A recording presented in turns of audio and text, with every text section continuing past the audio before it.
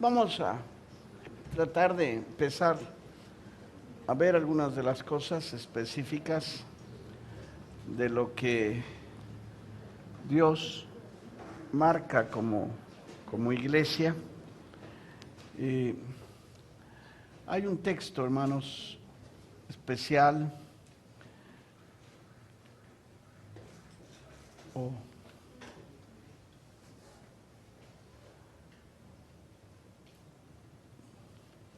Bueno, quizás en la plática regrese a algunos de los aspectos que estaba mencionando, pero en este momento vamos a empezar a mirar cómo la palabra de Dios podría enfocar la situación de la iglesia. Chiquita, en mi portafolio están mis lentes. En Hechos, por favor, si quieren buscar, en el versículo 14.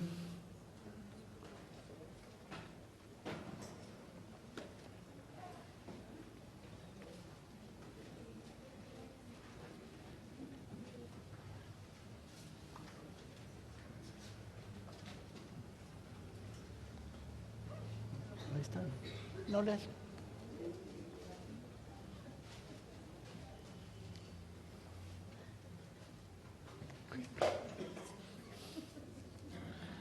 Perdón. Ok. La palabra del Señor dice en Hechos 15:14. Simón ha contado cómo Dios primero visitó a los gentiles para tomar de ellos pueblo para su nombre.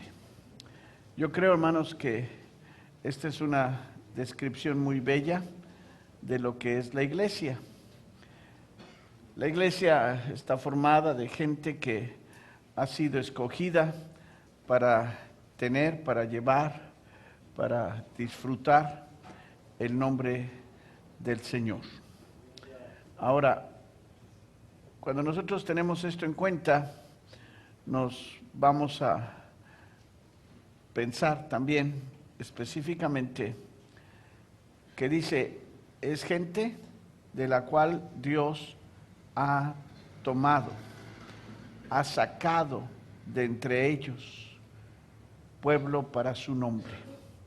La iglesia no es toda la gente, aunque ahora hay lo que algunos llaman los universalistas que piensan que al final no va a haber infierno ni va a haber condenación porque Dios es amor y Él es tan bueno que va a perdonar a todos, hasta el diablo.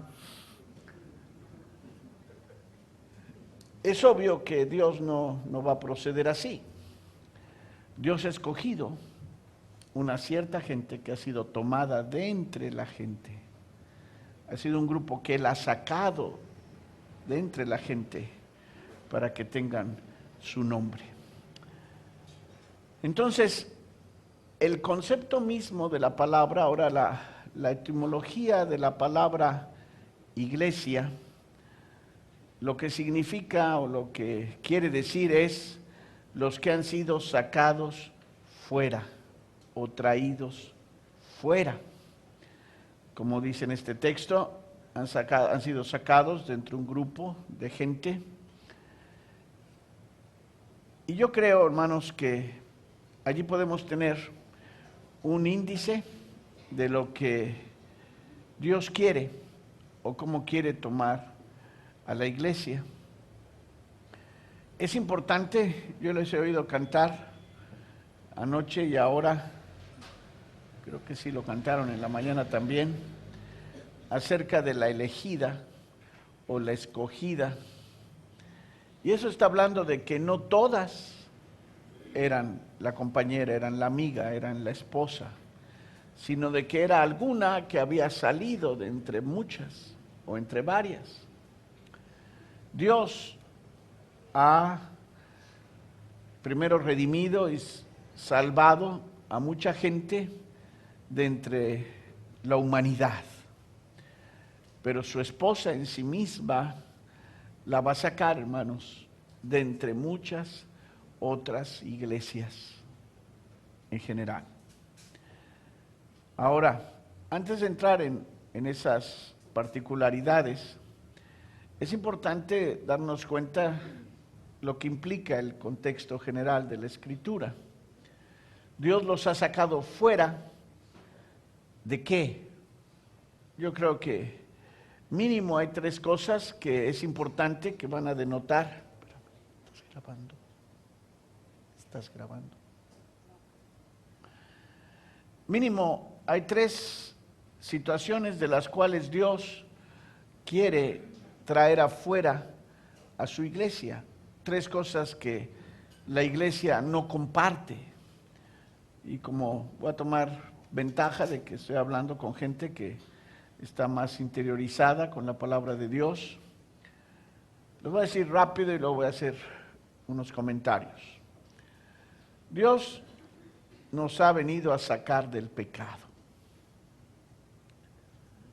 Número 2, Dios nos ha venido a sacar del mundo. Y número 3, de acuerdo a Apocalipsis, Dios nos ha venido a sacar de Babilonia. La Escritura en diversos pasajes va a tratar con la situación específica del pecado. Pero si nosotros vemos como la Escritura establece la relación entre los nacidos de nuevo, los cristianos, nosotros debemos de notar específicamente que hay 3 cosas de las cuales el Señor nos quiere librar en cuanto a la relación del pecado. Número 1, cuando nosotros hemos nacido de nuevo, Dios nos ha librado de la culpabilidad del pecado. Él murió en la cruz y derramó su sangre para que nosotros fuésemos perdonados. La justificación es el proceso de Dios para librarnos del castigo o la condenación que merecía nuestra situación de pecadores. Entonces, Dios no quiere, o es una de las situaciones características de su iglesia, que la iglesia viva en el pecado. Hay cosas terribles, hermanos, dramáticas, que debemos tener nuestras conciencias en salud antes de que se cautericen. Ahorita en Estados Unidos, antes de venir en las noticias, había 2 cosas principales. Acaban de descubrir una secta en que se permitía la poligamia y en que había un montón de niños y de mujeres en razón de una X sacerdocio. Si alguno de ellos quiere clamar que son cristianos, evidentemente, hermanos, eso está lejos de la iglesia del Señor. La siguiente cosa es que el Papa estaba visitando Estados Unidos. Y mientras estaba, yo no me acuerdo si en Washington o en Nueva York, él se refirió a lo que, en mi opinión, es una de las manifestaciones más cínicas que ha habido en la Iglesia Católica en mucho tiempo. El Papa hizo referencia diciendo que el abuso sexual que han cometido una multitud de sacerdotes católicos es un cáncer espiritual que los está corroyendo. ¿Cómo es posible, y lo menciono así, que una iglesia, entre comillas, cristiana, pueda admitir que sus sacerdotes tengan todo tipo de transgresión sexual? En Estados Unidos, primero tuvieron trabajo en la ordenación oficial de gente en el ministerio que no fuera varón, sino tuvieron problemas en ordenar mujeres, dieron el paso, y no solo ahora ordenaron mujeres, sino que específicamente permitieron que gente pervertida en cuanto a que son homosexuales o lesbianas pudieran ser ordenadas, y aún ahora permiten el matrimonio de ellos y la situación específica de X posibilidad de bendición, adopción o lo que le quieran llamar, de hijos en un matrimonio o de homosexuales o de lesbianas. Y eso está hecho por iglesias tradicionales con nombre cristiano. Yo quiero decirles, nada que ver con lo que el Señor estableció en la Escritura. Pero si miramos continuamente una disminución del estándar o el nivel que Dios ha establecido. La palabra de Dios da 4 definiciones bíblicas específicas a lo que es pecado, y nosotros debemos de ser extremadamente cuidadosos a que la iglesia en la que el Señor nos haya dado participación camine lo más lejos posible de Él. Porque Dios en la justificación nos ha librado de la culpa del pecado, pero en la santificación nos ha librado del poder o del dominio del pecado en nuestra vida. Es una segunda obra hecha por Cristo en favor de su iglesia. Dios quiere que nosotros vivamos fuera del poder o del control del pecado. Y un día bendito en que iremos a encontrarnos con Él, nosotros seremos librados de la presencia del pecado. No he tenido todavía tiempo de dar la vuelta aquí en la ciudad, pero una de las cosas que han entristecido muy fuerte mi corazón en la Ciudad de México es el despliegue de publicidad erótica,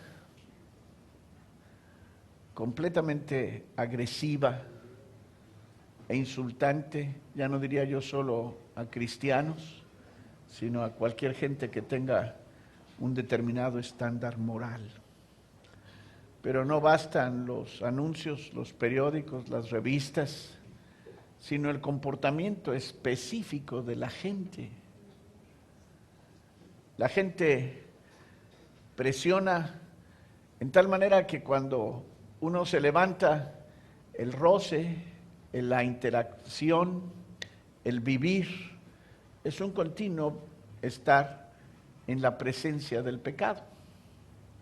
Pero viene el día específico en que el Señor va a tomar a su iglesia en una manera preciosa, gloriosa, y ahí seremos librados aún de la presencia del pecado. Yo recuerdo con mucha gratitud, hermanos, Dios me permitió trabajar en lo secular, y recuerdo que en lo que tenía yo que hacer había que tener juntas, y en algún tiempo algunos pudieran pensar que los que van a las escuelas y a las universidades tienen especial educación y tienen una cierta calidad, pero yo tuve que descubrir en una manera muy triste que hay gente muy inteligente con muchos grados y diplomas que simplemente son más refinados en su maldad. Me tocó trabajar con otros ingenieros y con gente que tenía cursos y maestrías en Estados Unidos y doctorados. Pero cuando había que trabajar, había que tener juntas en una sala donde lo primero que se hacía era empezar a fumar y a fumar y a fumar, en tal manera que el recinto que estábamos se llenaba de humo y uno resultaba fumando de segunda, tercera y cuarta mano, y todo el tiempo y todas las horas los demás estaban fume y fume y fume, y la segunda cosa maldice y maldice y maldice. Parecía un gesto de educación el poder decir malas palabras. Así es que, pues así eran. Y había que trabajar y había que convivir con ellos. Yo me acuerdo que en ese tiempo en mi corazón estaba guardado un versículo ahí en Salmos que dice el salmista: todos los días me contristan mis negocios. Yo me acuerdo que siempre he estado muy agradecido con Dios del tiempo que permitió trabajar involucrado con las cosas seculares, pero vino el día en que el Señor me dijo: ya, ahora todo el tiempo va a estar dedicado a las situaciones del servicio en la iglesia y a mí. Y yo no pude percibir, hermanos, en ese momento que Él me dijo lo que iba a suceder.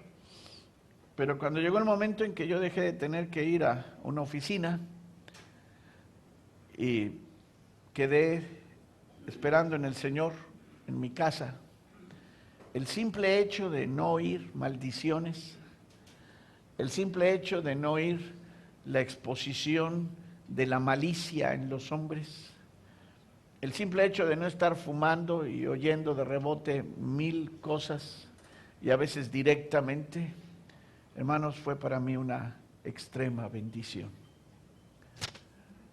Y cuánto bendigo al Señor de que Él tiene preparado un día en que Dios va a librar a su iglesia de la presencia del pecado. He querido empezar por ahí porque tristemente, ahorita ya hice referencia, yo creo que todos ustedes supieron de que la Iglesia Católica está teniendo que pagar millones y millones de dólares para resarcir a los que han sido agraviados por las transgresiones sexuales de sus sacerdotes. Pero lo dramático es que la iglesia, que ya no es la Iglesia Católica, sino de otro nombre, está entrando en el mismo sendero. Hermanos, a mí no me importa qué nombre digan o qué nombre le quieran poner, nada más quiero decirles, la iglesia del Señor está en el lavacro de la palabra siendo limpiada para presentarse un día delante del Señor, sin mancha, sin arruga, ni cosa semejante. Así es que una iglesia verdadera del Señor camina lejos del pecado, fuera del pecado. Nomás quiero en balance decir, no quiere decir que la gente que está llegando no tenga que ser educada, enseñada para caminar correctamente con el Señor. Tampoco quiere decir que los que están en la iglesia ya no tienen ni una sola mancha y que son un círculo selecto.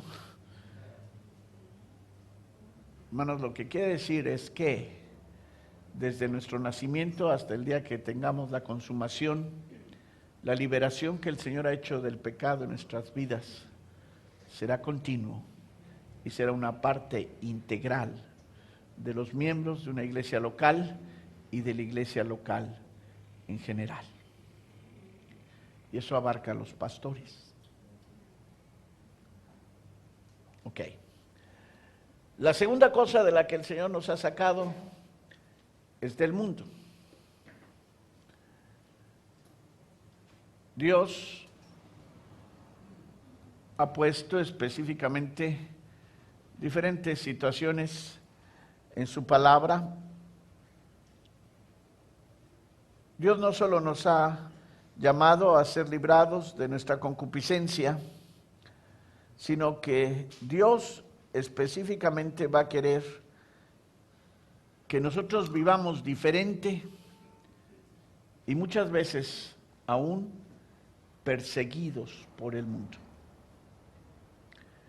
En el mundo nosotros podemos ubicar el sistema que bajo una inspiración o soplo satánico ha puesto una serie de reglamentos, una serie de ambiente en lo cual al convivir uno, al tener una interacción social con el resto de la humanidad, va a presionar, y no solo a que nosotros hagamos cosas malas, o fuera de la voluntad de Dios, o fuera de la palabra de Dios, sino cosas que aparentemente tienen una reputación de bien, Así vamos a poder encontrar agentes que han desarrollado códigos morales o formas de comportamiento que dan una situación de determinado prestigio ante el mundo y ante la sociedad. Pero hermanos, el que ama al mundo, el amor de Dios no está en él. Dios quiere que nosotros salgamos del mundo. Aunque ahorita algunos piensen que no es necesario para ellos, una de las cosas que en mi vida escuché y que le he guardado en mi corazón fue cuando el hermano Roberto ministró acerca de los recabitas y lo ministró a una reunión de pastores en Estados Unidos. Y él dijo específicamente cuán importante es que los ministros lean y sepan y conozcan la historia de los recabitas. ¿Qué pasó con los recabitas? Bueno, era un grupo que su papá les ordenó dos cosas: no tomar vino, ni hacer casas firmes, sino vivir en tiendas.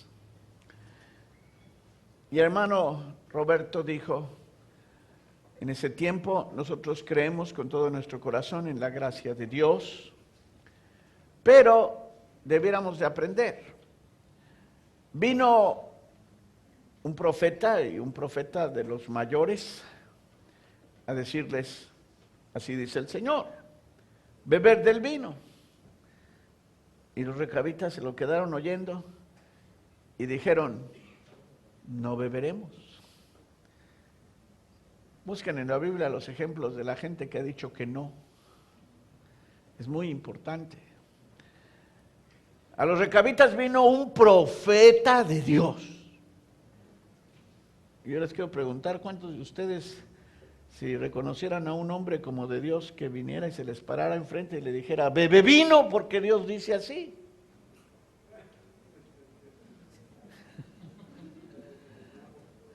Como yo he oído a otros, contestarían, hágase tu voluntad.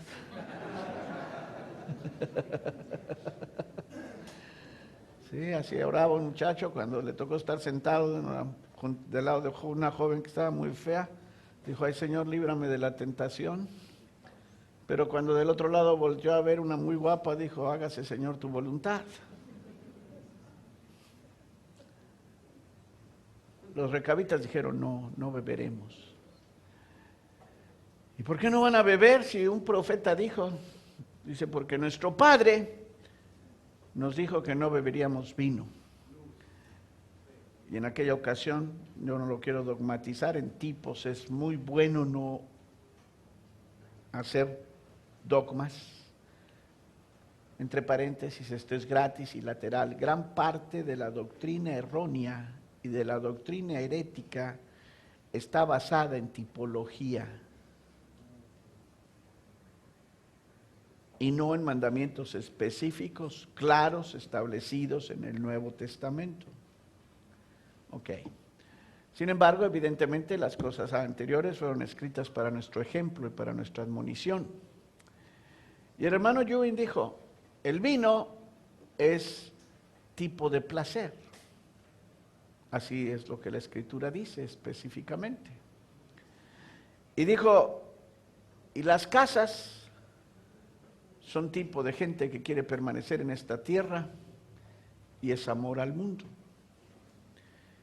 Y él dijo, tenemos en Estados Unidos una situación en la que yo he tenido que recomendar a muchos que vienen donde Dios se está moviendo de los países tercermundistas en África y en América Latina, que no vengan a Estados Unidos. Y yo espero que El Salvador nada más se dolarice, pero que no se vuelva como Estados Unidos. Con todo mi cariño y mi respeto para nuestros amados hermanos, allá hay gente de Dios. Pero la nación como tal, hermanos, es terrible. Porque lo que ellos llaman el American Way of Life, lo único que tiene es una tremenda cantidad de provisión para el placer y una tremenda cantidad de amor al mundo. Y el hermano Ewing decía, vienen los jóvenes prendidos en fuego por su Señor a aprender más, para regresar a sus naciones a predicar, y lo único que les pasa es que aquí aprenden que la vida es más fácil, y amando al mundo, el fuego se apaga y nunca regresan a su lugar. Pero yo quiero decirles, yo no creo que solo pase en los jóvenes que van al tercer mundo, eso fue lo que, a Estados Unidos del tercer mundo, eso fue lo que dijo el hermano. Yo les voy a decir, en mi batalla personal, he visto que existe una determinada tendencia en la mayor parte de los ministros, quizás tú no, a las situaciones específicas que te dan una situación terrenal. Los valores de lo espiritual en contra de lo material es una batalla continua. Los valores de lo eterno en contra de lo temporal es otra batalla continua. El valor de lo sacrificial en contra de la comodidad es otra batalla continua. Y realmente bien nos haría a nosotros el que experimentáramos el haber tenido algún padre espiritual que nos dijera, pon un hasta aquí a tus deseos, a tu placer, a tu gusto, a tus comodidades, y empieza a caminar como recabita. Cerré hace rato mencionando acerca de la traba que suele ser en muchos el edificar un edificio o una facilidad grande que tenga muchos lugares y cosas y bla, bla, bla. Pero voy a decirte, lo que pasa en muchos de los ministros es que tienen sus ojos puestos en esta tierra y que creen que Dios va a pesar o a medir como los hombres medimos. Pero no te engañes. Dios mide y Dios pesa y Dios reconoce en una manera completamente diferente a lo que hacemos los humanos. Ya sé que ahorita tienen calor y acaban de comer, por eso les voy a decir así muy rápido para que medio despierten. Las matemáticas de Dios son completamente diferentes a los de esta tierra. Cualquiera que haya estudiado un poquito de matemáticas sabe que multiplicar por cero, ¿qué da? Da cero. Pero el Señor dice, aquel que multiplica las fuerzas al que tiene ningunas o al que tiene cero. Cuando Dios multiplica por cero, da infinito. Eso es otra cosa. Y la Biblia dice que uno correteará 1000 y 2, cualquiera que sea de matemáticas, 2 por 1000, ¿qué? 2000, pero en la Biblia da 10,000. Como a mí me costaban mucho trabajo las matemáticas, le dije, Señor, enséñame las tuyas, por favor. Pero el asunto específico, la Biblia dice en Apocalipsis que Dios va a pesar a los adoradores. Y hay algo que yo quiero que en tu corazón quede muy importante, hermanos. Dios no mide y Dios no piensa como los hombres piensan. Y eso te va a hacer muy saludable para que dejes de pensar cuándo es que estás haciendo algo que merece la aprobación o el elogio de Dios. Hay mucha gente haciendo muchas cosas que merece el evangelio del mundo, merece el elogio del mundo. Y supongo yo que ya debe de haber llegado aquí aquellos de la prosperidad. Y no quiero dar nombres. Pero cuando uno escucha a esa gente predicar los de la prosperidad, mi padre espiritual decía, Nada más les hace falta que Dios los meta como a los de Hebreos 11, en un poco de corretizas, sin tener nada que comer, ni casas donde vivir. Y entonces vamos a ver si son escritos en el libro del Salón de la Fama de los hombres de Dios. Yo no sé qué hagan los de la prosperidad con esos que eran pobres, perseguidos, anduvieron de acá para allá.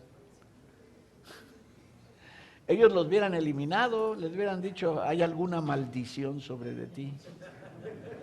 Una vez una hermana vino y me dijo, es que me dijeron que había una maldición sobre de mí. Le dije, sí, hermana, la que le está hablando.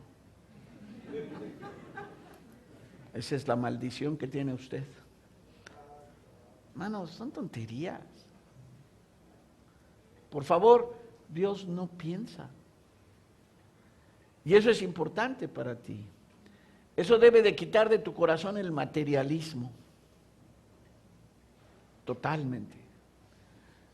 No me malentiendan, no es que yo no quiera que edifiquen una cosa para Dios. Bendito el Señor. Posean todo aquello que Dios en su infinita gracia y voluntad específica les quiera dar a poseer.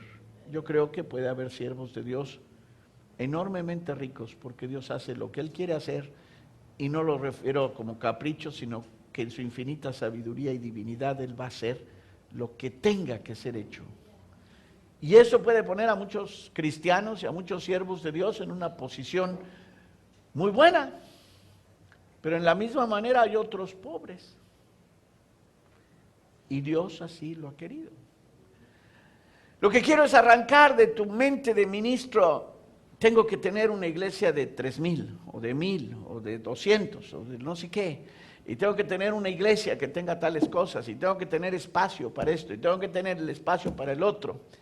Y tengo que conseguir un automóvil, y tengo que tener una casa. Ahora, yo no estoy en contra de que nadie lo tenga, hermanos. Pero cuando eso se vuelve tu propósito, tu suspiro, y eso es lo que pasa en muchos, entonces vas a estar inmerso en el mundo.